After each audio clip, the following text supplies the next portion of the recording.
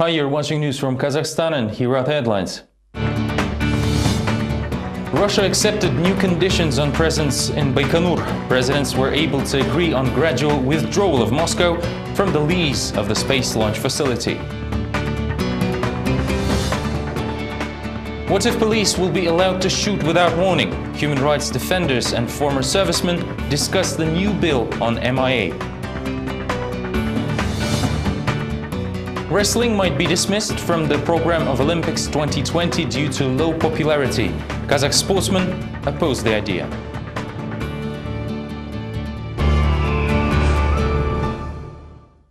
Kazakhstan and Russia are preparing an agreement on gradual withdrawal of Baikonur objects from Russian lease. New terms stipulate joint use of the space launch facility. These terms, according to Izvestia, were proposed by Kazakh side.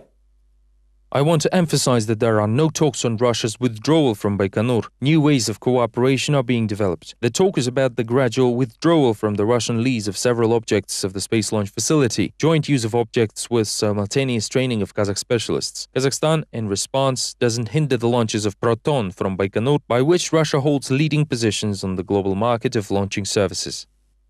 According to Sergei Savelyev, the decision was made at the presidential level. In March, the Intergovernmental Commission on Baikonur will be created to develop further action plan for parties. Next, the agreement will be signed, which will replace the current lease agreement for the complex. It is known that launching complex for the Zenit rocket carriers could be the first facility that the Russian side may decline to work with. Originally, parties considered only the financial participation of Kazakhstan in the launch of the Zenit carrier rockets, but now they are discussing about Kazakhstan specialists who will participate in the preparation and realization of the launch. Thus, the maintenance cost of the complex will fall on the shoulders of both parties.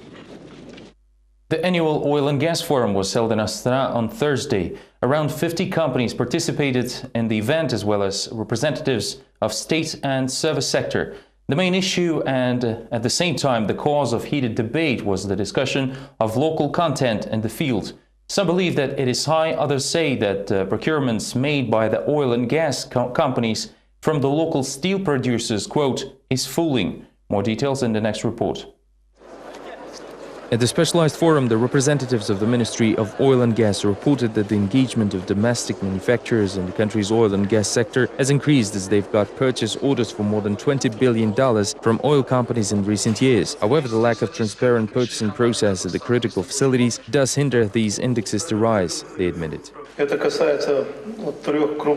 The issue largely concerns three main subsurface users such as Karachaganak, Tengiz-Chevroil and Kashagan, as they often hold special statutory procurement tenders which are practically close to our producers. In particular, the activity of Tengiz-Chevroil was heavily criticized at the forum. The representative of Kazakhstan steelworkers, Edward Kramer, said that the country's largest oil company just simulates its activity as 6 years in a row it's been delaying the decision on oil pipes purchase, reasoning that the length is inappropriate or that the certification is allegedly violated.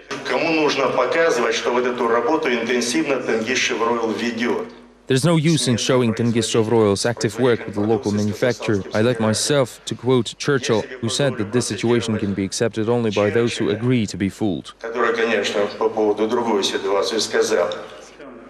There was nothing for the top managers of Tengiz-Chevroil but to speak in platitudes about all indexes going up. Incidentally, they made everybody understand that they also have to tackle a dilemma trying to support both local and foreign partners. We do face a dilemma whether to choose domestic or foreign products and service providers. At the forum, the representatives of the country's oil and gas sector shifted their interests from foreign investors and companies to domestic ones. On the other hand, they can just pretend to do so as the government occasionally tries to punish unconscious subsurface users. Thus, only last year, those users who violated contractual obligations to local content were fined over $2 million, which is an inconsiderable amount taking into account all money circulating in purchasing sector. For instance, a purchase order which Kazmunaygas promised but never provided to Kazneftegazmash in Petropavlovsk amounts to more than $1 million. Kazakh businessmen were consulted in one of the prestigious Almaty hotels during breakfast. The topic was how to easily get a residence permit in EU and avoid problems with the European tax authorities. How? Find out from the next report. Not only fugitive tycoons know about places with good business climate, consultants have shared business immigration secrets over breakfasts in intercontinental hotel. They addressed issues such as best countries for children's education, finding new investors and best countries to live in. It's possible to run a business if you are not there. People shouldn't think that businessmen are trying to flee the country. They are merely looking for the best solution and possibilities to attract investments for their business. Alexander Igelski, Pervunin's partner, knows where it is easier to get a residence permit, but also warns of the possible risks. An entrepreneur may lose the right to live in a country if you don't have the funds to run your own business, and it is not important if the businessman owns local property, a business and an investor's visa. You may live in your home country in Kazakhstan, but if anything happens, you may always get on a plane and leave for another country where you already have connections for your business, maybe a house or an apartment, or perhaps a ready-made business. This is a comprehensive solution in case of increased risks. According to experts, the most attractive countries are France, Germany, Great Britain and the United States. Less attractive and more economic class countries are the Baltic states, Cyprus, Greece, Spain, Bulgaria and Turkey. Harry Blick, head of one of trust companies in the Netherlands, suggests that financially solid Kazakhstan residents consider Holland for business.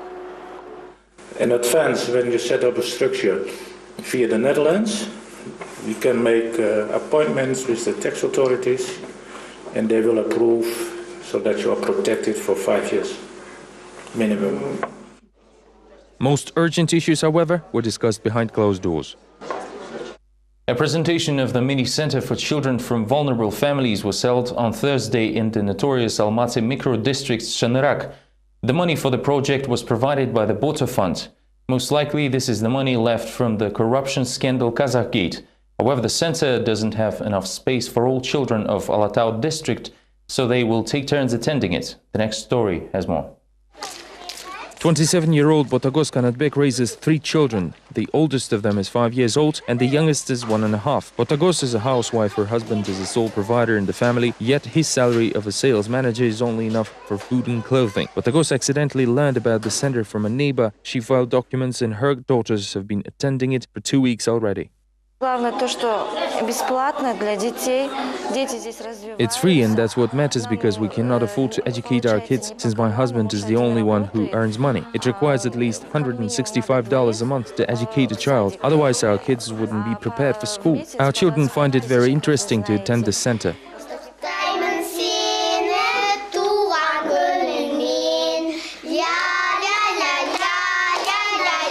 The center was financed by Bota Public Fund. Thus, the multi-million-dollar bribes of people involved in Kazakhgate case have served a purpose for children. The kids visit the center twice a week. They were divided into 2 groups, yet there are still too much children, as the kindergarten initially was meant only for 40 children. The Alatau district has a large number of low-income families, therefore children's admission was extended to 72 places. We have included only the needy families. They have to bring information and submit documents that attest to their financial situation. We were going to select those who are in the need the most in this group. However, unfortunately, they are the ones least interested as well. Alatau district local administration weren't able to help the center financially, yet they gave legal advice. As a local government agency, we understand the importance of such mini-centers in the area, especially for children from poor families. It's very important to have a free-of-charge school training for kids. We have supported the activity with an official letter. The specialist of Shanyrak Public Association from Astana also made it to the presentation of the center. They liked the idea and now willing to establish a similar institution in the capital. The kindergarten has been running only 2 weeks, yet its coordinators already began looking for donors. One room cannot fit all the kids. 2 Polish MPs who failed to meet with the jailed leader of banned political party Alga, Vladimir Kozlov, hope to see him during the next visit in spring of this year. Members of the bilateral parliamentary group Poland-Kazakhstan are concerned by the detention conditions and the state of health of the opposition member. The Polish parliament members Tomasz Makowski and Małgorzata Marcinkiewicz have visited Kazakhstan to encourage further expansion of economic relations between Astana and Warsaw and personally monitor the situation around human rights protection. On Wednesday, they attempted to meet with the opposition member Vladimir Kozlov, serving the 7-year sentence in Petropavlovsk prison on charges of social hatred instigation. However, the MPs were denied access to the jailed politician under the presence of requiring a special permit from the Ministry of Internal Affairs and Prosecutor General's office. Nevertheless, the Polish MPs are still planning to meet with Vladimir Kozlov during their next visit in April of 2013. First of all, we want to make sure he's safe, sound and healthy and find out if detention was performed in compliance with legal procedures. We've read a lot about this dissenting politician, but it's important for us to hear his own opinion on the situation. Learning to shoot without warning, Deputy Head of MIA Yerlik Kenyanbayev presented a bill on the internal affairs in the parliament with the new socially dangerous amendment. Find out from the next report, what do law-abiding citizens think of the new amendment? Kazakhstan's parliament is considering a project that will grant the police the right to shoot without warning. The police officers can open fire if their lives are in danger and, quote, in case if they face other serious consequences, end of quote. However, the Interior Ministry didn't specify what those consequences are. According to the politician Bolat Abilov, it can untie the hands of law enforcement officers. In this case, they receive a legal right to open fire. In the future, we will not be able to hold the Minister of Internal Affairs, the head of the presidential administration or the president himself accountable, because the law allows police to shoot. For instance, imagine the protesters on the street scream too loud, so the police decides to open fire. General Amirbek Togus worked in the armed forces for 30 years. He recalls that even in the violent 90s, during the most criminal years, the police had no privileges like this. According to him, police forces used to fire only after giving a warning, and if it was possible, they avoided using weapons. However, now even the bad look could be your last one. Imagine 2 or 3 young men passing by the police officer and giving him a very unfriendly look. The police officer may consider it a gang assault and assume they want to attack him. In that case, this law gives him the right to use his weapon. Human rights activist Evgeny Zhovtis carefully read the bill. At first, it seemed that everything is fine in the proposal, just like in the Western states. However, he was astonished after carefully examining it. Law enforcement officers have the right to open fire without warning, but only in the case of immediate threat to their lives and the lives of others. No serious or other consequences should be listed there as a reason. Only a threat to your life could be the reason, that's it. Speaking of international practice, last year in the United States, the Kazakhstan citizen was shot because the police officer thought that a young man posed a threat to his life. The public and the Ministry of Foreign Affairs were outraged by the fact, so the Kazakhstan side demanded an appropriate punishment for the officer. The possibility that local police can now legally use weapons against citizens scared Kazakhstan's public. According to experts, public's lack of confidence in police is caused by the law enforcement themselves. Pupils of Kozlorda foster home for orphans and children left without parental care protested against the cruelty of their teacher. She was already dismissed from her job, but she decided to appeal the decision in court. More details in the next report. Activists among the foster girls and teachers of the orphanage have been discussing the plan of actions in case of the new attack by the former teacher. Should Nurgul Kabzhanova win a lawsuit, it will be very unfortunate for everyone, they say. The children shudder to think of her unique punitive teaching approach. She told me to bring milk from a canteen for her tea party. I refused to do it, and that's why she slapped me in the face. I don't have to serve her, do I?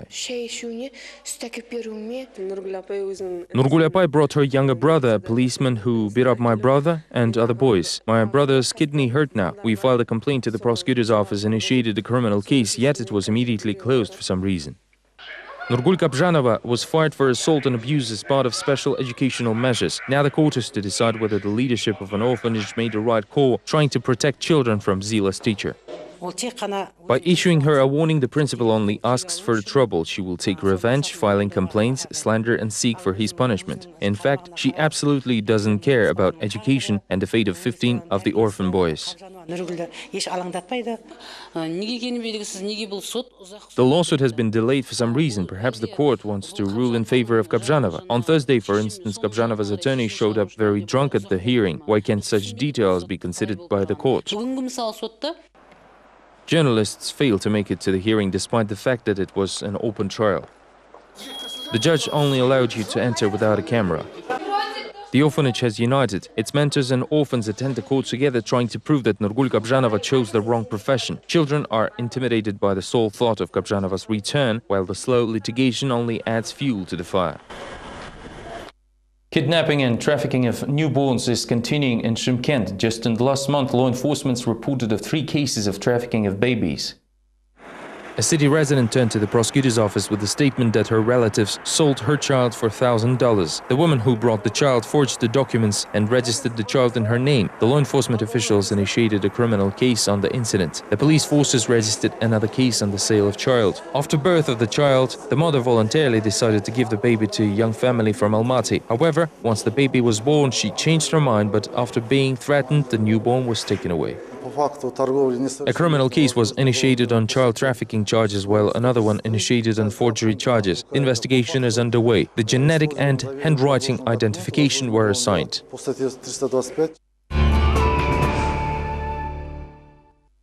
Police in Atyrau searched for a bomb. On Wednesday evening, a child spotted a suspicious-looking briefcase in one of the hallways in the apartment block. When coming back home from the office, my daughter noticed an abandoned briefcase on the stairs. We immediately called the police, who arrived in around 3 minutes and took care of the suspicious find. The concerned dwellers called the police. The special forces sealed off the building approaches and blocked the road connecting the residential community Bolashak and the airport freeway. The canine team combined the surrounding areas, while the dwellers were asked to stay inside their apartments during the operation. According to the house residents, the police allegedly found the explosive device in a backyard sandlot. However, the Department of Internal Affairs insists that the alert was bogus and the briefcase in question appeared to be empty. On February 14th, one of the residents reported finding an abandoned briefcase in the backyard of the house number 54 to the local emergency control center. After being recovered from the incident scene and desolated by the Arlan team specialists, the briefcase was opened and confirmed to be empty. Currently, the police are trying to locate the case owner. UNDP ecologists developed a project, Sustainable Transportation of Almaty, where they urged the authorities to try to decrease the number of vehicles in the city. Currently, almost 2/3 of Almaty drive cars. This is approximately around 800,000 cars. Experts are concerned for the future of the city. The well-known ecologist Mels Yeliusizov is convinced that the environmental problems of the Almaty city require integrated approach, and while the new UNDP project Sustainable Transport of Almaty is sure to ease its traffic, it is unlikely to become the cure-all solution. Project Sustainable Transport of Almaty is developing a transportation strategy of the city for 2013-2023 and is directed on the discharge of the city center from vehicles parked on the roadsides during the entire day by creating benefits for the movement of public transport, bicycles and pedestrians. The goal is to at least increase the number of Almaty residents who use services of public transportation by 20%. According to Yeliusizov, back in the times of the Soviet Union, the scientists came up with a so-called environmental capacity for Almaty based on water and power resources and contamination areas, which was limited to 700,000 citizens. Yet the city's population currently numbers around 2 million people. The latest research conducted back in the 80s revealed a significant decrease in the oxygen level from the highlands, essential 21% to only 17% and counting. Such a low level of oxygen may well cause a so-called mountain sickness that seriously affects brain function and other health aspects. Severe conditions may even cause death. We must realize that the current ecological situation is a primary cause of concern. The Kazakh singer Takizhan also endorses the government's green initiative. He's even ready to contribute to environmental protection by giving up his car for a bicycle in case the local authorities do limit the downtown access for vehicle owners. However, the Almaty's financial attractiveness is likely to hinder adoption of the sustainable transportation program. Internal migrants from all over the country come to Almaty in search of a job. In my opinion, a much more efficient approach would be improving the living standards in outlying regions, thus bringing internal migration to halt and initiating a natural city depopulation. Internal migrants from all over the country come to Almaty in search of a job. In my opinion, a much more efficient approach would be improving the living standards in outlying regions, thus bringing internal migration to halt and initiating a natural city depopulation. Wrestling is on the verge of being dismissed from Olympics in 2020. At least the executive committee of the International Olympic Committee didn't include wrestling to the preliminary program of the contest, claiming that it is not that popular. Numerous wrestling federations, including Kazakh one, filed their protest against this decision. These little athletes may well grow into Olympic champions of the Kazakh sporting favorites, the classic Greco-Roman wrestling. The younger generation of Kazakhstan sportsmen with potential for Olympic reserve seems brimming with high hopes and ambitions. I love this sport because it helps me grow stronger and motivates for great achievements. I dream to become an Olympic champion one day. As for the business career, I probably want to be a manager.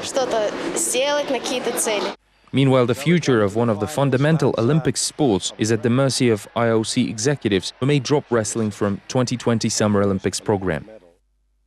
The vote of yesterday is not an elimination of wrestling from the Olympic Games. Wrestling will participate in the Games in Rio de Janeiro. To the athletes who train now, I say continue training for your participation in Rio. Your federation is working for the inclusion in the 2020 Games. The behind-the-scenes wrestling games started after the recent IOC board's proposal to exclude wrestling from 2020 Olympic sports. On Thursday, the chairman of Kazakhstan Greco-Roman Freestyle and Women's Wrestling Federations, the ouster of wrestling from the Olympic Games program is yet to be officially confirmed. We still have not received any formal explanation. Meanwhile, the International Wrestling Federation comprises 177 member countries all over the world. That's not something to neglect when making pivotal decisions like this. The London Olympics brought 13 medals, including 1 gold, to the Kazakhstan national team, while the Russian athletes ended up with 11 medals, of which 4 were of highest denomination. Fortunately, there is still an opportunity for the Olympics bronze medalist Guzal Manurova to challenge for champion title in Rio. I do have respect for all kinds of sports, but considering something like curling to be more athletic and worthy of admission to the Olympics than wrestling is both ridiculous and unfair. Meanwhile, the boxer Bektemir is convinced that his favorite sport is more prestigious and has a greater advancement potential than wrestling. I think boxing is a much more challenging yet rewarding kind of sport. No wonder it brings more medals and sporting achievements. However, it looks like wrestlers are planning to stand firm against the prospective ouster. Meanwhile, the IOC officials are deciding on admission of baseball, karate, roller skating, sport climbing, paddle tennis and wushu to the Summer Olympic Games program. The final list will be announced in September after the 2020 Olympics host city elections. This is all for now. Thank you for watching and have a good day.